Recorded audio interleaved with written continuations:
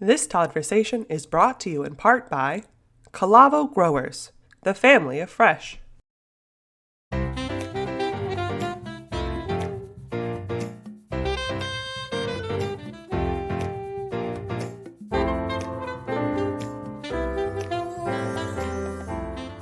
Hey there, everybody. Good afternoon, good morning, good evening, good wherever you are. We're so grateful you're here hanging out with us again. What a great show we have today. I've got a couple of friends of mine that are here today that are going to blow you out of the water.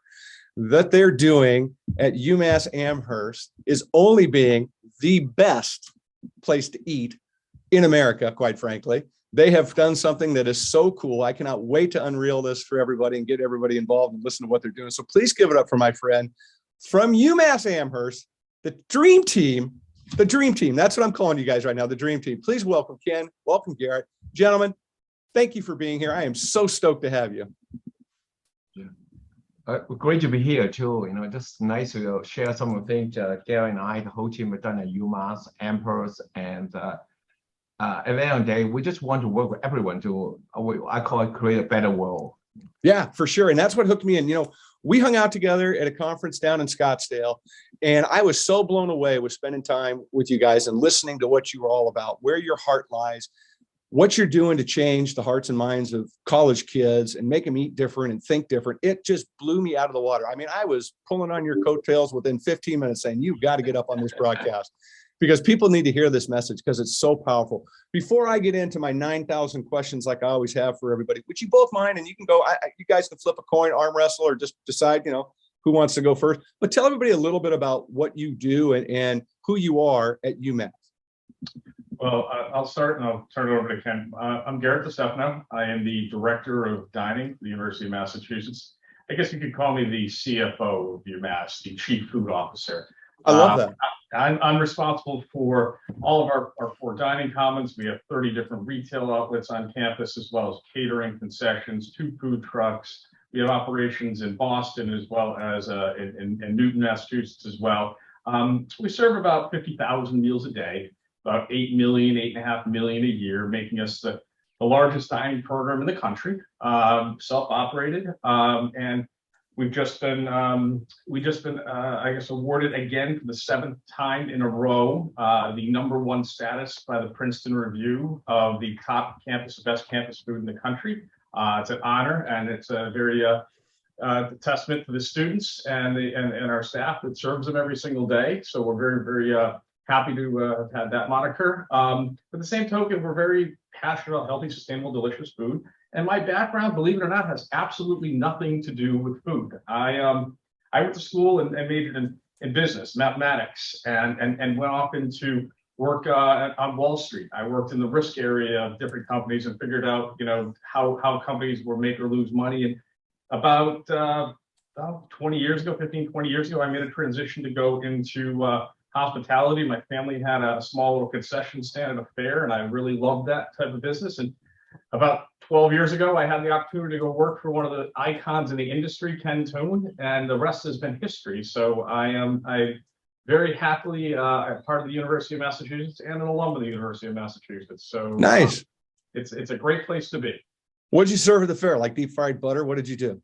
We do actually close, but it's more of it's seafood and hot dogs and hamburgers and stuff like that. But we being part carny has has its advantages to it. Yeah.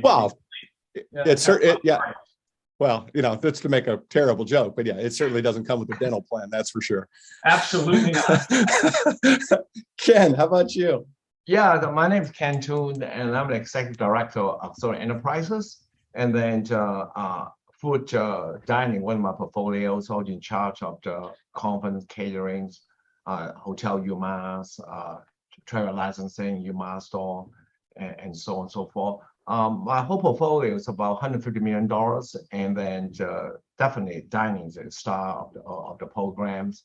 And I've been UMass for over 2 decades and love every minute of it. And then especially see how it grows, continue and provide a student experience.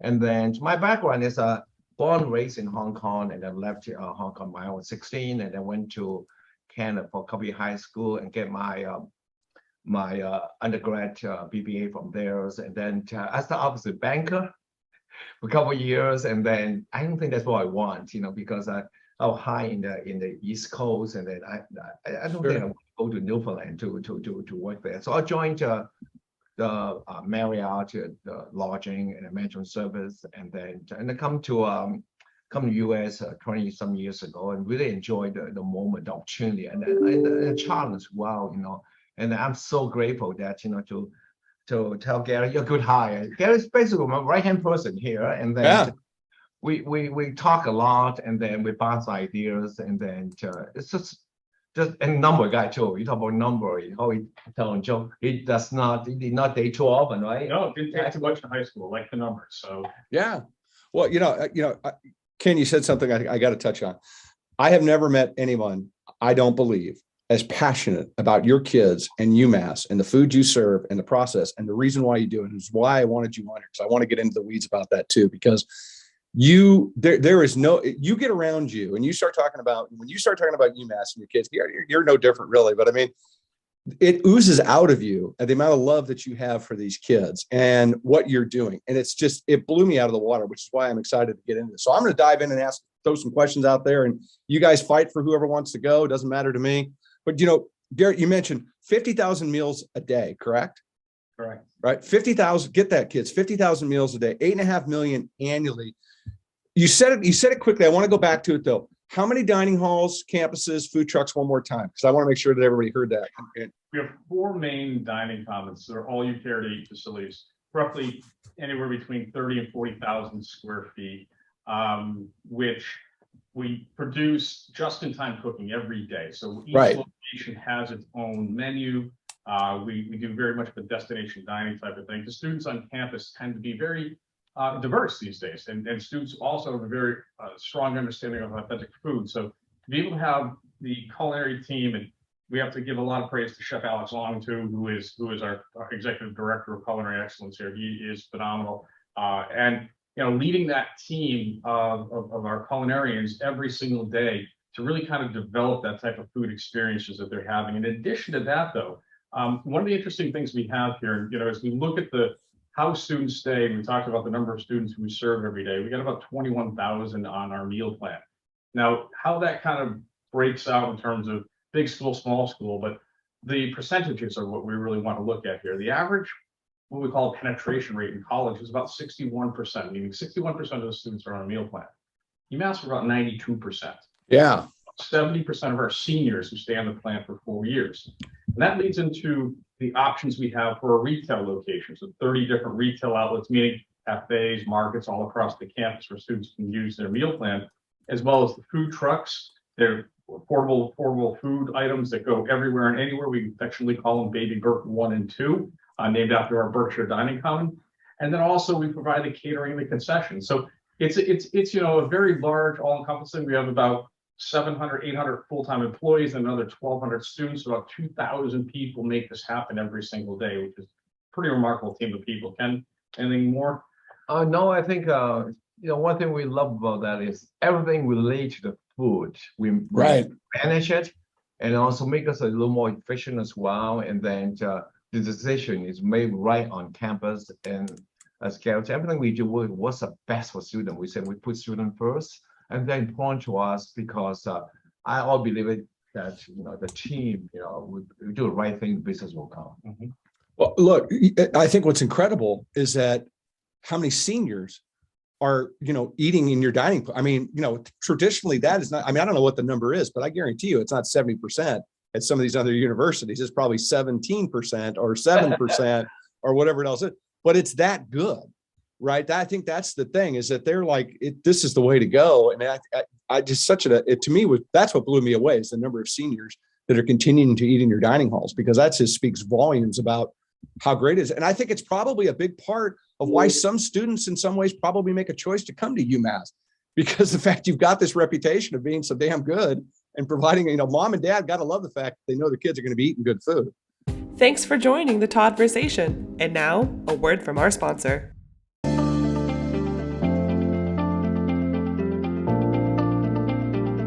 Hi, this is Nelia Alamo at Calavo. Thanks for listening to Todd-versations. At Calavo, we are the family of fresh. For almost 100 years, our passion has been bringing delicious and nutritious food to your table. From tasty, wholesome produce to our freshly prepared foods, Calavo is a global leader in the finest quality produce and a pioneer of healthy, fresh-cut fruits, vegetables, and prepared foods. Whether it's our farm-fresh avocados, tomatoes, Hawaiian papayas, or chef-inspired solutions including fresh-cut fruits, veggies, guacamole, and much more, Calavo takes pride in delivering our fabulously fresh products every day. It's our promise from our foodie family to yours. Check us out at calavo.com and learn why we are excited about your fresh possibilities ahead.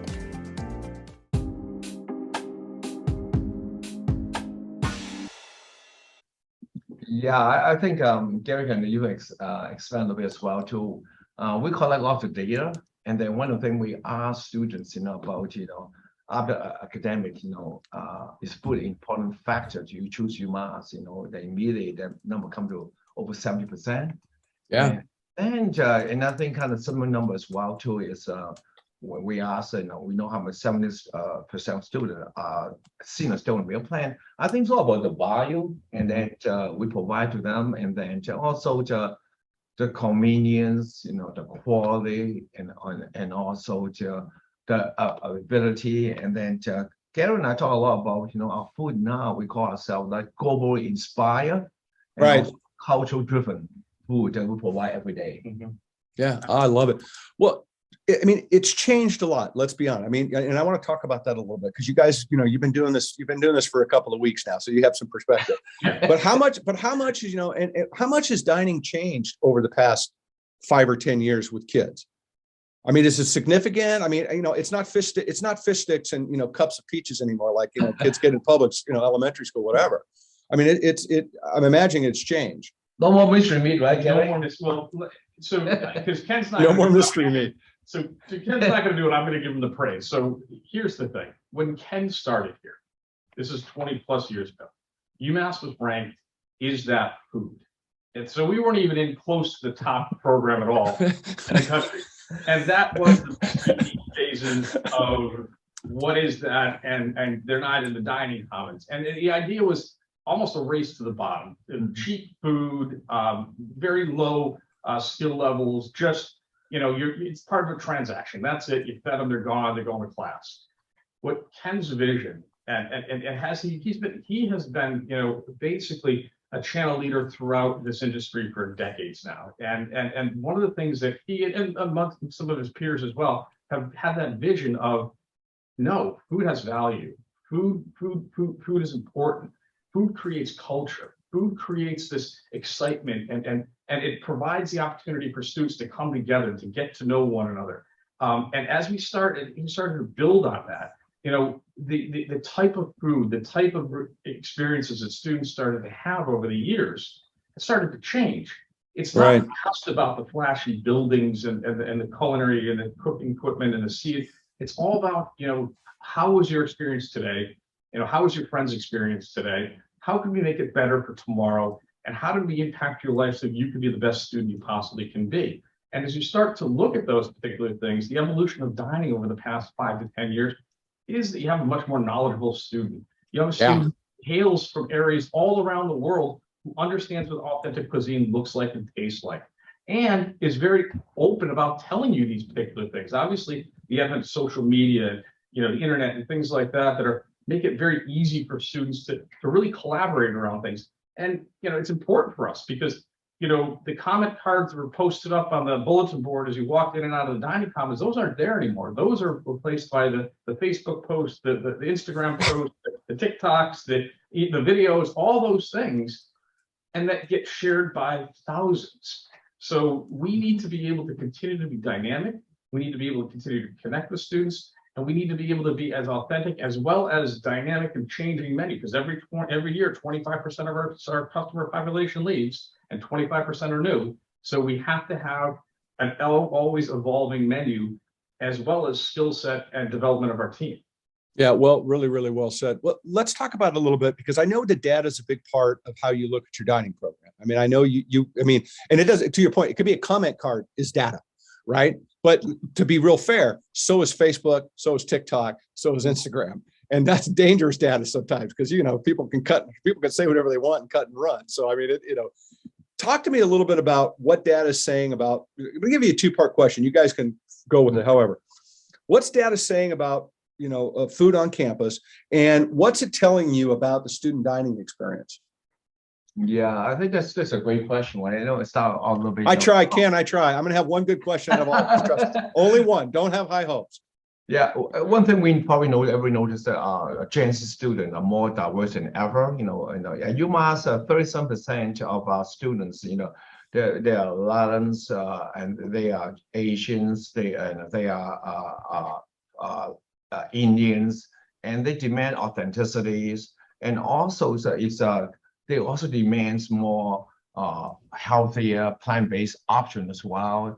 And then as Garett mentioned, authenticity, important them because you'll be an Asian student, congee, or it's the some comfort food, may not be the burger and so on.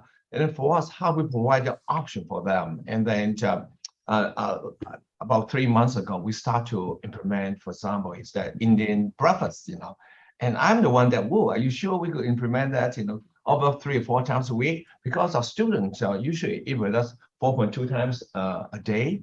And this is their home, and food has to be consistent, has to be a diverse variety, because even you serve the best cuisine, the food is not changing. They get bored, That's why I come into special events and all this thing going on. But talk about the authenticity and healthy, sustainable, delicious. Those 3 components has to go together, because one thing good for us, so we know that plant usually, more plant forward food. When you say plant forward, we talk about food that you still eat red meat, but it's a lot less, And then used to be we have a program called small very big flavors, and then and also eat lots of vegetables, which is important to our students. And also Garett even do a study talk about how the healthy food correlate to student success by partnership with school public health as well. And then at the end of the day, though, we said we are not only just feeling hunger. We can work with students to improve the quality life experience, because it's really an honor for us to serve these future leaders. How can we work together, to provide what they need, and also, important for us too is ask, how can we get better for them, because every year a quarter of students are new. Yeah. And continue to be more diverse, and then so that's what to cover the opportunity and challenge for us, right? Yeah, absolutely. So here's some of the data points and things like that we're seeing. So the interesting thing is that the majority of students still identify, about 67% of them, as omnivores. We've seen the largest increase between vegetarian students, which is up into the 8 to 10% range right now. And students in the flexitarian range are starting to move a little bit, but that only tells part of the story. Because if you look at, and a guy wrote a book about a dilemma and an omnivore, I think his name is Callan. But anyway, that's those Boston folks calling Poland. But the fact is that students identify as being more omnivores, yes, and they consume a higher rate, more plant-forward menu items. We're seeing a 5-fold increase in the past 6 to 7 years. Of student consumption of that. When you look at cuisines and students are looking at, the majority of students, over 60%, are saying that they like more Chinese cuisine. As they start to look at even Latin and Latinx students, that's the second area of students in food. Now, when you look at Latin America, that's 28 different countries. So you have to really look at authenticity. You can't just say that one country represents that. And then you start to look even deeper into Mediterranean cuisine. And sort of look at everything from Greek to Turkish to Northern African in that area. And then finally, you start to really see an increase of Western African cuisine, like Nigerian cuisine, is seeing areas where students where you see that African diaspora, and students who have either been first or second generation really understand it. And really, again, it's not just the food, as Ken was talking about, it's the method of eating and coming together around different types of meals at different times of day. We're seeing students who are more vocal about and more understanding. Ramadan, for example, it's not just the fast over the course of the day. Actually, if you look in countries like Jordan and Saudi Arabia, there are big festivals that happen in the middle of the night. Well, students who are practicing and celebrating Ramadan, they want to do that. So we start to see the trends. Hundreds of students coming for a dinner at 2 o'clock in the morning. And this is what they want, and it's important to them. So, and the connection, as Ken was talking about, is there, and that really builds that relationship, and that really builds for us also even doing a lot of R&D based on what the students are telling us. So, overall, we're seeing, as Ken said, a trend of students eating more of a healthy, sustainable diet. Students still identify mostly as omnivore, but their taste and their preferences expand as they're here. And as we start to look at engagement levels, near 80% of the students say that dining has been an important factor in creating their sense of belonging at the university. Unbelievable. Well, something that food connects people, right? I mean, think about Thanksgiving meal, whatever the case might be with Ramadan, it's all, it's a connection point. But you've created an experience where you've kind of worked to blend convenience and value, and you've got this amazing dining experience. My hunch is that your dining rooms are full of students that find time to break bread, talk, maybe study, maybe talk baseball, who knows, right? But I mean, I would imagine that unlike a lot of universities, the dining experience resembles more of your family dinner table on a Sunday night, perhaps Monday through Sunday, right? Every day.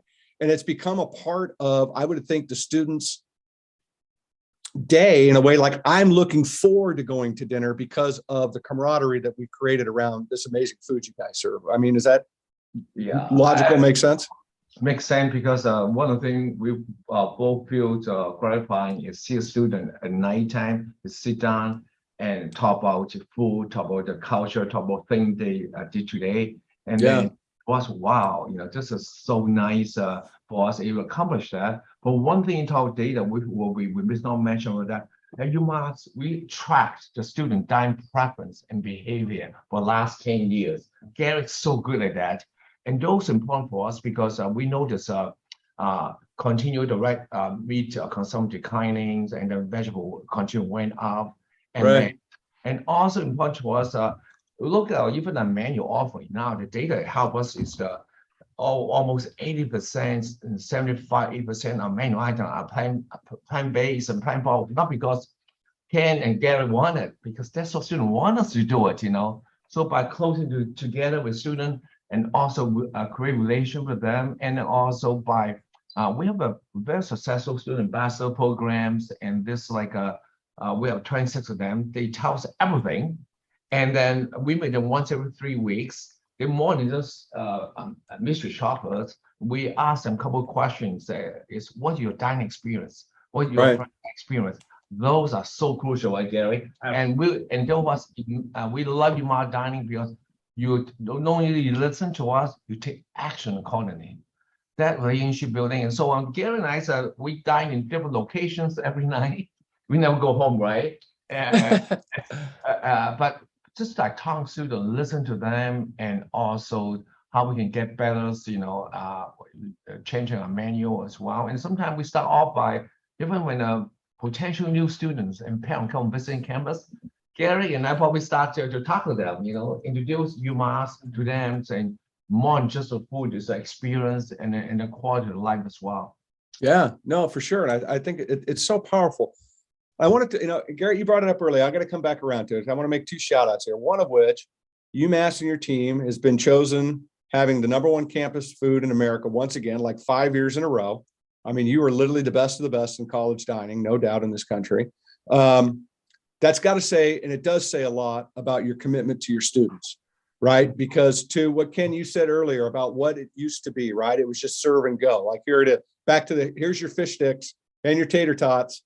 Have a good day. Good luck in chemistry class, right? It's not that anymore. So that's got to be something that makes you incredibly proud. And it's got to be, I would imagine, meaningful to the students as well. And the other thing that I want to bring up too, and I'm going to throw this all together, because then I want to dive into the food itself.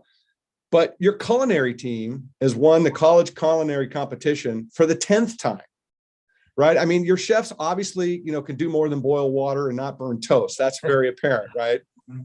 But you've got to be incredibly, and I want to hear this from both of you.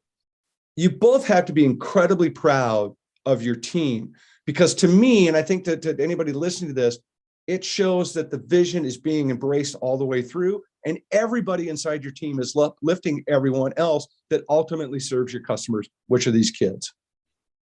So absolutely, we have such a dedicated group of individuals that work with us on a daily basis. And it's more than just serving the food, as you're talking about. It's about building those relationships and engagement with the students. Yeah. And in ways that we can, you can't even imagine and how, because they do it in so many different unique ways. One of our omelet cooks, Joanne, we had retired about a year or so ago now. And in doing so, I think in Boston, there's a radio station called WEEI. They do they call out the Red Sox games and whatnot. But during that morning segment, she was mentioned and talked about because of the connections that she's had with some of the pro athletes out there, as well as some of the top athletes that are coming out of the University of Massachusetts. Kel McCarr, Stanley Cup champions of the Avalanche. Yeah. And so these are relationships that are just built upon by someone cooking an omelet and talking to you about how your day is going, and then and multiply Joanne times 800, and that's what you have for a staff here at the University of Massachusetts. They're constantly connected. The idea of the station champion, meaning that person has the autonomy to work that station, to collect information about what the customers are asking for, meaning the students, and then be able to take action upon it and say, you know what, we might want to change this. We want to alter this. I have a lot of students that are coming in who are, from China or from Singapore or from wherever. I think this dish is going to work, and my mom used to make it. And we give that person that autonomy to make it, and then be able to really stand behind it and say, this is my food. And that's where students start to really, really, both figuratively and literally eat it up. They're all about the idea of somebody making my dish. My Joanne's omelet is better than anyone's omelet out there.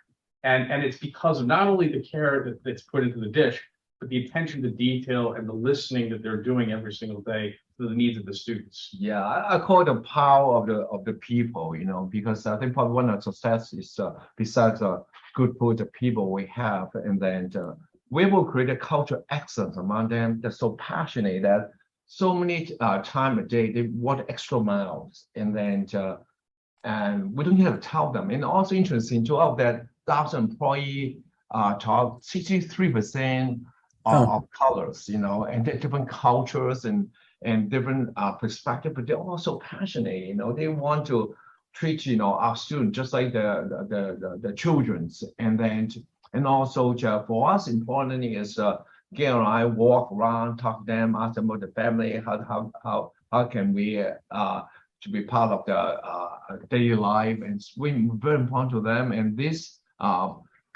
different cultures, different expectations. I think we did a pretty good job to cultivate them as well. And then, I can say enough about our staff. Without them, we're nobody. Well, and I want to come back to something you just said, Ken. I think is so important. You talk about family and daily life, and one of the cool things you guys do is you've got this gift from home program that you've put together, and I thought it was just super cool. As a parent of kids that have gone through college, I don't recall that opportunity, it presented in front of me before when they were both at their different universities. And so I just think it's a great idea, and I'm sure folks love it. Can you just quickly touch upon, tell everybody what that program is, and I think more importantly, why that program matters to you guys to have it? Well, see, the Gifts from Home is an opportunity for us to connect personally with each student. There's a special occasion in every student's life, and in many cases, their family can't be around them on those particular days if it falls within the school year. But that doesn't mean they can't celebrate something. If it's a birthday, if it's hey, great job on a test, if you're having a tough day, Sure. we want to lift you up. And by having these gifts from home, mom, dad, family unit, whomever can send a birthday cake. We have an amazing pastry team here. Chef Pam and her team.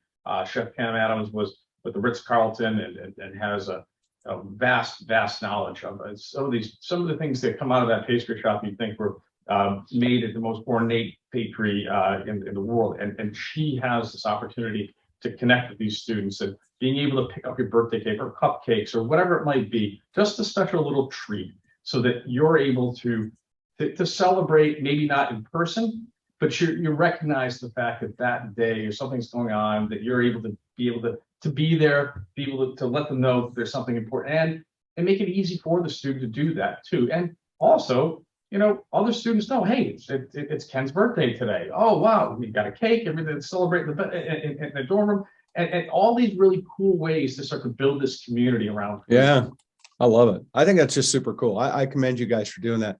I want to get a little bit deeper about the food, the process of what you guys are doing. And I want to open this up with this question, because I think it certainly comes from your heart when I listen and talk to you guys. But let's talk about what does building a just and sustainable food system at UMass? What is that, and why does it matter?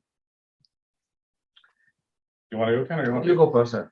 So just a sustainable food system, that's a big question, and I'm going to try to summarize it in about an hour and a half or 2 hours. I got time. I got plenty of water. I'm good.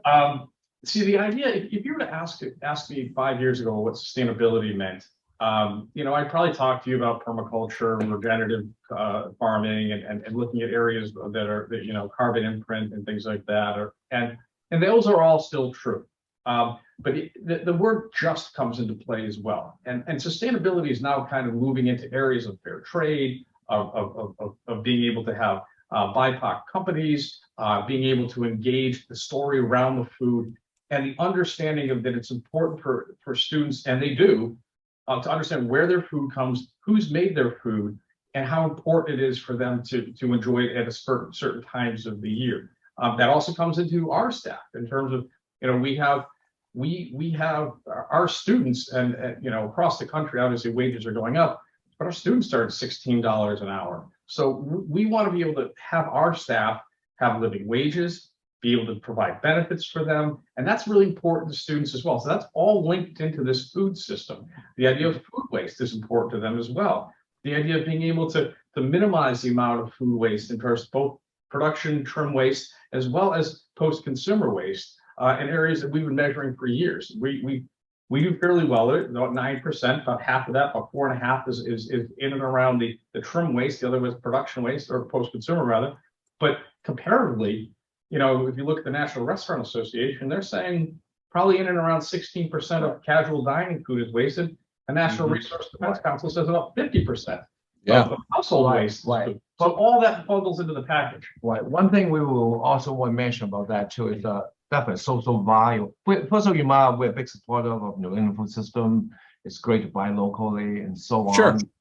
But also important now by collecting data, students tell the climate change, climate actions is very important to them. The last survey we did, 75% students told us that their food choice impact the environments. So we start to look at how can we work together to continue to take some climate actions, and that's why we start roll out this with the partnership this UK company called My Emissions to start to identify food ingredient that we are served that with the A being the best, E lead improvements, and then this is it's a kind of a first in the nation, but the whole idea is we provide educational choice to students, and also who's working with supply chain to let them know that that's students they do look at the climate change that's very important to their food choices as well. And then so we one a good example is as not necessarily all the beef have to be E, because we start to look at can we have better practice? Can beef can partial raise? Can beef can grass fed? Can make sure the farms, the ranch and buy farm, they take care of the animal welfares, and also get mentioned about the food waste, take care of land. Those what they're concerned about. And then so one important about continue measure looking at data. So we did data twice a year, and then we involve about 4,000 students randomly picked different level students school years. And then the response rate are pretty high, about 30 to 45%. Those are report card by Garett. And that's how we improve ourselves. This is data telling us this is what students concerned about. How are we going to work with them to create a better world? I love it. Our mission. Well, look, you're teaching kids by investing in food, they're really investing in the future of this planet. And I know that one of the ways that you guys have done that, and I want to get into this a little bit, is that you were one of the first to start labeling, the carbon footprint on individual dishes. So I'd like to know what the students think about that, specifically to that issue. And, is it having an impact on the dining experience? Two-part question there. Yeah. So the simple answer, yes. And the more of the background of it is, as you start to tell the story of the food and understanding where food comes from, it influences dining behaviors. We've seen that, with menu identification when it comes to nutritionals, as well as now as we're looking at the carbon imprint of items. Students have and continuously do tell us that they're concerned about, the planetary health will and does drive consumer behavior. We've actually even started to notice that even over the course of the past 5 to 7 years, like 76% of the students feel like it's important to reduce their carbon imprint of on the planet. And as I mentioned before, with the idea of things like beans and legumes, more of a green leafy items, and over 80% of all of our items are plant forward, plant based as we're serving students. That's driven by consumer behavior. So as we start to identify even more of these particular things, yes, we're seeing the student behavior start to gear more towards those items that have a better impact upon the environment, but also what we're looking at too is a more informed consumer of tomorrow. Because once they leave here, these students will be consumers for the next 70 plus years. Sure. And we see that when we ask them the question about, well, how is your dining behavior here at UMass going to affect when you go out into the quote unquote real world? It's about 75% of them say that what they've done, their consumption patterns here, what and how they've eaten here, they will continue that later into life. Yeah, for sure they will. I mean, that's what I think is so important about what you're doing. And you're creating that sense of community, which I hope that they take into those next 70 years, right? That they come out and recognize the value that food has to have a conversation around, to nourish your body, to change the planet. I mean, you guys are just providing this incredible runway of positive change. It's just so cool. Ken, did you have something you wanted to add a little bit about the carbon? Yeah, I think one thing too is we learn from students as well, and then by working together. For example, we have implemented small big flavors. Good example is we serve burger is only 3 ounce, chicken 3 ounce, and even burger we serve sometimes they not only the grass, but we mix them with mushroom as well. And then we start to to show and tell. When one interesting with UMass, we serve a little over 4,500 sushi a day. This is not California. This is UMass, Yeah. And then they want that excitement and intensity. They also want to be fun as well. And now, the student tells maybe we also now incorporate some of the kelp seaweed into the sushi we've been served as well. So I feel so excited about the future about how we continue to and also make our food even more exciting, and then reduce the food waste. And our numbers show about 9.6%, and then can we do better? And we challenge ourselves. But it's that common thing is going to be exciting for us because we already start notice. There's a slowly decline of the red meat consumptions and expanding for the plant-based, plant-forward. And then I think this trend will continue to grow. So, but important for us is we do have a very good, accounting staff. Mix of food, tastes good for you, also good for tummy as well. Their presentations, and then we find that is we do lots of data look at we call play cost. It's basically the numbers for all can eat programs. When you swipe your meal card, they can eat as much as they want. But at the end of the week, we look at the total food cost divided by number of people that go through the dining facility. Right. Our play cost actually very much, not high, some are lower than perhaps some school doesn't have rich sustainability programs, and then that's what we want to working with our peers, just do the right thing, and then listen to the customer, take action, and then continue to provide, the quality of food looking for, and also understand what this Gen Z want, and Yeah. and that's what we want, right, Gary? Absolutely. Yeah, it totally makes it. Well, so how do you know? Let's be honest. How's kelp doing on the menu? I mean, are they literally lining up before the doors are open so they can get kelp? I mean, is there a rush Almost, for the yeah. kelp? Almost. I would Is say- there a rush for the kelp table? Put it this way, the power of the chef is critical. And look at how you could use seaweed kelp into different dishes and how that comes into play with authenticity. So you look at Korean cuisine, for example. You're looking at, more of a Latin cuisine, Asian cuisines as well, even Mediterranean. You start to look at and you incorporate that as a function of the menu item. So yes, having a kelp salad, that is actually pretty popular with students. Using the nori and the sushi roll, that's important as well. But then everything in between that, and as you start to look at the influential behavior, because aquaculture is important, because here's how it works in New England. You have these, you kind of have a scenario where you have a double whammy, so to speak, a positive one in that sense. That you have, say, some of these lobster fishermen, and there is a season for lobster fishing. Then at that point in time, once that season's over with, what do? Well, you grow kelp on the lobster lines. So now you've got a scenario where a lobster fisherman can go in, do the first crop of and by the way, we do like lobster here at Amherst. We do a special every year. On Halloween, we serve 14,000 lobsters in a day. So that's our all treats and no tricks on Halloween. But on the other hand, when we also are able to incorporate, kelp from the Gulf of Maine and off of Gloucester, those also provide additional revenue during periods of time that these farmers or fishermen would not necessarily be getting revenue. And that's how we start to kind of change the way of dining behaviors. We talked about that 75% of students, as they leave UMass, they're going to be looking for this. And it's becoming more mainstream. I went into a Costco the other day, and they have a kelp salad that you can buy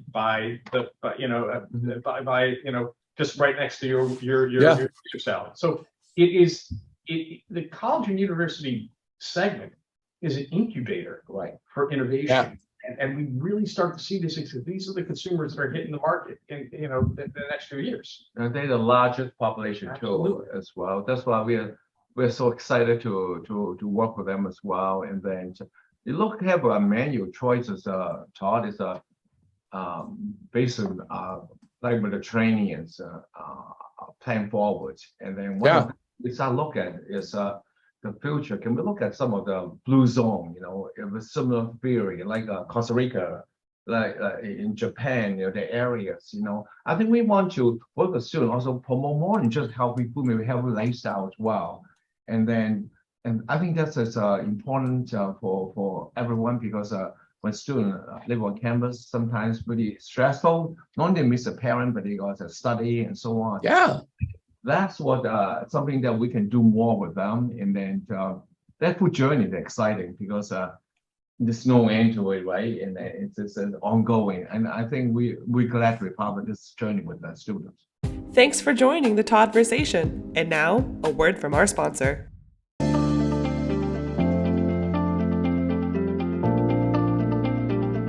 Hi, this is Nelia Alamo at Calavo. Thanks for listening to Todd-versations. At Calavo, we are the family of fresh. For almost 100 years, our passion has been bringing delicious and nutritious food to your table. From tasty, wholesome produce to our freshly prepared foods, Calavo is a global leader in the finest quality produce and a pioneer of healthy, fresh-cut fruits, vegetables, and prepared foods. Whether it's our farm-fresh avocados, tomatoes, Hawaiian papayas, or chef-inspired solutions including fresh-cut fruits, veggies, guacamole, and much more, Calavo takes pride in delivering our fabulously fresh products every day. It's our promise from our foodie family to yours. Check us out at calavo.com and learn why we are excited about your fresh possibilities ahead.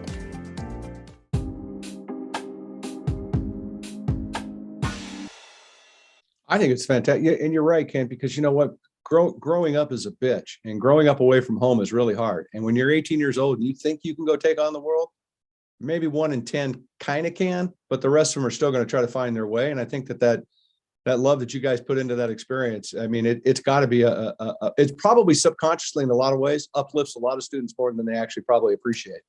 I imagine when they're seniors, they probably start to fill in some of those blanks a little bit more. But as a freshman, I would imagine they don't realize what a great gift the dining program is that you've created for them.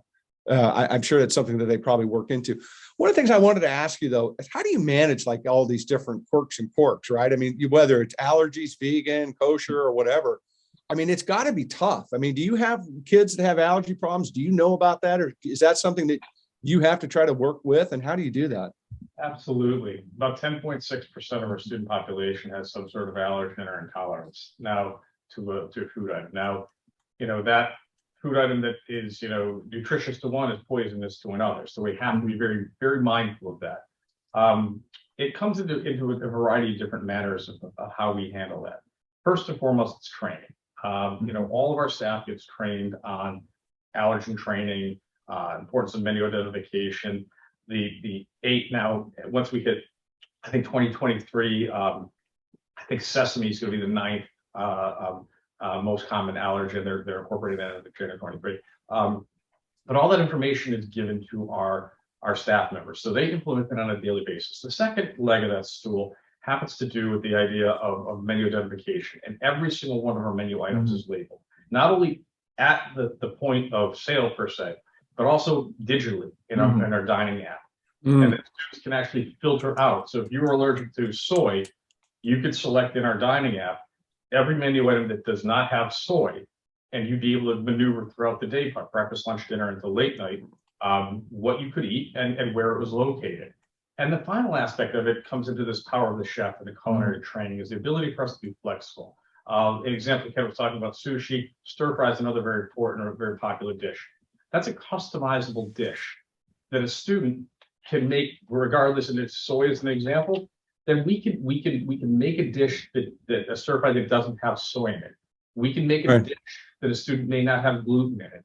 So the ability for students to be flexible, be able to have the variety, the customization, works into how our allergen program is as well, which builds that community. So a student who has and we'll leave airborne aside, a peanut allergy, a seafood allergy, and a student who may have no intolerances of anything can sit together and have dinner.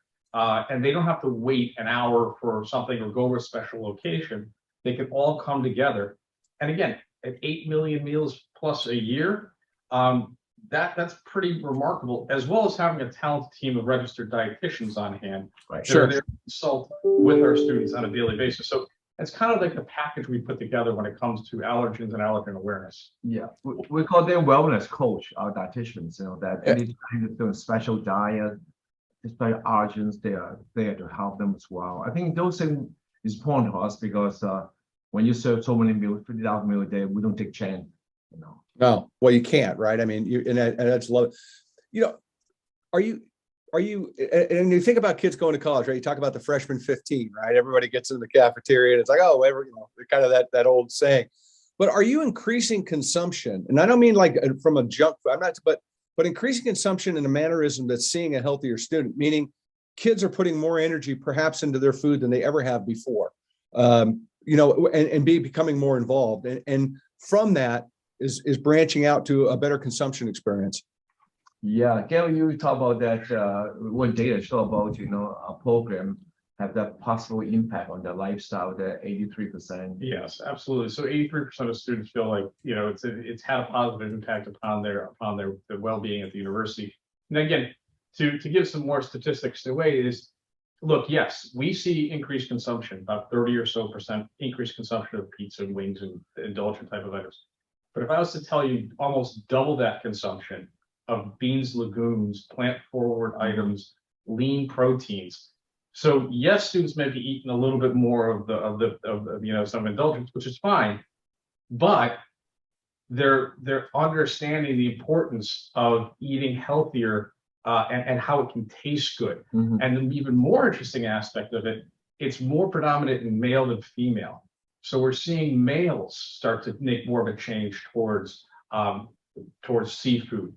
Matter of fact, I think about 21 pounds per capita is what students eat of seafood at UMass, comparatively about 14 pounds for the average American. Now that may sound great, but if you compare it to Scandinavian or Southeast Asian diet, I think Japan's in the neighborhood of about 90 pounds per capita per person annually. So we still have a ways to go to get to that level, but students' awareness and the fact that it makes them feel better. And as we look at performance foods, they start to perform better academically. These are the things we use in terms of motivating them to, or they motivate themselves rather, to eat a more balanced and healthy diet. Yeah. Oh, Something love that it. so enjoy at Poland too. We call ourselves we are living laboratory. We work with faculty, food science to school public health, and we did a study several years ago to look at the correlation between healthy eating versus student success. And that study really are important to a student. We show that by consuming, actually drinking more coffee, the GPA is less, and on the meantime, consuming more dark green vegetables, GPA is higher. So it doesn't mean we still have to study though. You still have to study, yes. I mean, that's the whole hard part about it. Yes, you still have to study. You can't just go to lunch and get straight A's. But Kelp ain't gonna do it, right? Is that what you're saying? Kelp ain't gonna get you. You ain't gonna get a PhD eating kelp. Hey, there you go. There you go. And also we start to work with the food science. We have probably one of the best food science in the nation. Look at those cultivated meat as well. And those are very. We got been approached by many companies, want to take a look at them because and we work with them as well. We test them, and then still in a very much preliminary stages, right, Garett? Yes. So unreal. But that's so cool. It's important to us. That's so cool. One thing I and I know we're getting up on our time, but I can't let you guys go without talking about this. And this is, without a doubt, I think one of the coolest things ever is that you guys have published, I think, really one of the coolest manuals that I've looked at in a while. And it's basically a guide for food service operators or others called Making Local, Healthy, Sustainable, and Delicious. And you're literally helping people mimic what you've accomplished. And you've laid out a roadmap per se of, hey, we want to share, we want to be transparent, we want to, so I'm just going to throw out a broad question about that whole thing. Why'd you publish it? What do you hope it accomplishes? And I'm imagining that the generosity and transparency that you have shown has been just absolutely received with open arms. Yeah. I think it's good for us to share the best practice with our peers to raise the bar campus dining, right? And to us, kind of responsibility as well. And I think that book is well written, and then we work our peers. In the end of the day, though, we want everybody to do the same thing, just like you are doing. Yes. Yeah. So in making local, healthy, sustainable, delicious, we outline the key factors of not only purchasing, because that's one section of it. Buying local is great, and we are very passionate about it. We buy over $2 million with Massachusetts alone, and almost 6 million rather in New England. But you can't just fall back and say, okay, we bought a bunch of local turnips. Now what are you going to do with them? And now it becomes the aspect of training and development of your culinary team. Then it becomes the marketing and storytelling and being able to connect with your customers and relate to them. Then it becomes the idea of sustainable practices and being able to utilize that in action. For example, the permaculture gardens we have on campus, and being able to bring students through and show them this is corn being grown. This is a regenerative garden over here. This is the medicinal garden over here. If you grew up in some parts of Boston or New York City or LA, you may have never seen a farm before. And now you get to come to a college and see, what a pollinator looks like, or what inoculated mushrooms look like. So the idea is being able to take what we have learned, build it into a guide, and share it with everybody who wants to read it. It's free, it's downloadable, it's on our website. And the holidays are coming up. Ken and I'd be happy to sign some copies for people. So it makes for a great presents. I want one. Yeah, we'll happily send you one. But it's got to be autographed, or don't bother. Not a problem. We'll make sure we get that to you. Yeah, and also we work closely with the university for this carbon reductions. We did US set a target. It's a 2050 carbon zero. They said the guideline is goal is by 2032. Right. And we're part of it as well, and we want to work with them and work with our peers. I think that's important for this carbon thing. And then we also try to demystify that, buying logo, suppose regional food system is more expensive. We prove that's not the case, right? Absolutely. And the same thing, we all say that by serving better quality of food, the cost higher, but by reducing food waste, by cooking just in time, by serving more plant-based, small portion, the food cost even lowers, Yeah. So we try to demystify lots of things that I think to us, maybe we do it for a long time, maybe common sense, but I think it's just so much opportunity for the industry, for our peers, and also now we start working with collaborative with manufacturers, rather than transactional relationship. We start to talk about more strategic partnership, Mhm. and then set our goals. We share our strategic goal with them, and they share with us, and we start do some pilot testing using us.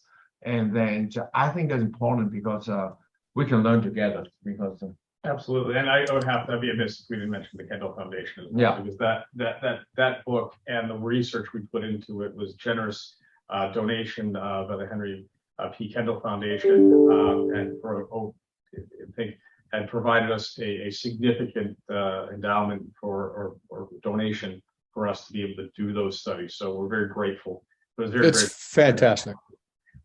Yeah, it's fantastic, guys. I mean, it blew me away when I went through it, flipped through the pages and read through it. It's just like, it's so cool to give back, but I think it speaks volumes about both of you, and you guys epitomize really to me, the more we love kids, the more kids will learn to love others. And I think that it is so important that what you guys are doing exemplifies that. And something that you guys have on your website, I want you to touch on, and we'll wrap up our time here, is you have a phrase up there that says, be a visionary and think strategically. Can you share with me what that means and where that comes from in your hearts? Well, here's the thing. Honestly, I'll relate it back to this little thing we call COVID for a year or two of our lives. I just heard about that. I know, it just kind of popped up as an odd thing, but people asked us, what did you have to structurally change? What did you strategically have to do to get through that? And from that vision, mission point of view, the answer is nothing. We're a mission-driven organization. Our focus is on healthy, sustainable, delicious food. Our goals are to be able to enhance campus life and be able to provide for student success. And we stick to those points. Yeah. And that's what it means to be a vision-driven organization, to be all about the mission, and also to engage like-minded people around so that their passion exuberates through those 800 people that work with us and the over 21,000 students we serve 50,000 times a day. Yeah, and then nowadays, we can't do it alone. We need to collaborate with others. Yeah. I'm thinking about the supply chain, our students, our customers, university, the communities, and then I think by sticking on mission, it worked for us. And then I encourage everybody have a strategic plans, and then think more long term. And then we know that climate change is important in everybody's mind, but also, like sustainability is our core value. We stick to it, and then we practice them. But we're not happy yet, Todd. We think we can do more, right? Success never final. Absolutely. Well, what's next? Is there something exciting you want to tell people are coming? I mean, I can't imagine you're going to have a Pop-Tart station or anything like that. I mean, what's really exciting coming up? Is anything? Is no secrets? Other than autographs? No, open book on things. So what are we going to do new, and what's exciting? Again, it's more of a deep dive in authenticity. What cuisines are we looking at? Indian cuisine is going to be really hot as we start to move into 2022, 23. As we start to look at food on the go and starting to have more opportunities for students to eat healthier, sustainable foods on the go. Time happens to be students' most precious asset. We're going to continue to drive that and allow students, through grab-and-go opportunities, through opportunities for us to increase efficiencies, spreading out dining period times until 10, 11 o'clock at night for full meal service, into the late night hours. Majority, our fastest growing segment between 9 and midnight, 9 and 1 in the morning is late night dining. So again, focusing on that, but focusing quality food. So retail cafes that are open until 1 o'clock in the morning, serving authentic Chinese cuisine, serving authentic Latin cuisine, flexibility within equipment so that we're able to quickly shift from one discipline to another. And also at the same time, engaging students. I talked about the Ramadan earlier on, other cultural events, other celebratory times of the year that we can continue to, even as far as powwows for Indigenous students with fry bread and things like that. Those are things that we're really focusing in on and how we're going to be able to kind of continue to, as Ken says, continuously improve. And also, I think I add on to it is work with supply chain to reduce packaging, and then this is something we want to, more sustainable packagings and less containers, everywhere, and then and also listen to the customers because every year one quality change as well. I think we are so lucky. Travel this food journey together with everyone, including media people like yourself. I think we want to make a better world, and then food is a very, very important tools we can use to work together. I love it. Gentlemen, I cannot thank you enough for the time you've given me and hanging out and getting people around the world your message. And it's phenomenal. I am just, it's an honor. It's an honor to have this conversation, to have the best of the best is always, uplifting as it is itself. But I just appreciate both of you and what you're doing and why you're doing it. Thank you. Well, come visit us, Todd, and we invite everybody in the audience come and see us. Our door is open. We'd love to share with you what we have done, and then I think there's so much opportunity still ahead of us. Absolutely. I'm coming. I told you I'd bring the wine. I'm coming over. We're not having a dining hall, but we'll figure out how to do that. But no, I'm coming. There's no two ways about it. Thank you very much, both of you, once again, for being here. Most welcome. Yeah. Everybody, like I told you, this was going to be a great show. They didn't disappoint. Pay attention to what they're doing. Go online, check it out. UMass Dining. Look at their manual they put out. Be a part of it. As I always say, inspiration is a really important thing. I tell everybody to go inspire somebody every time we end these broadcasts. And if these two don't inspire you to take a hard look at what your food is and what it's about and get a deeper dive, I don't know how to help you. I can come do CPR maybe. I don't even know if that'll work. But go be inspired by these words. I know I am. Thanks for being here. Thanks for watching. Take care, everybody. We'll see you soon.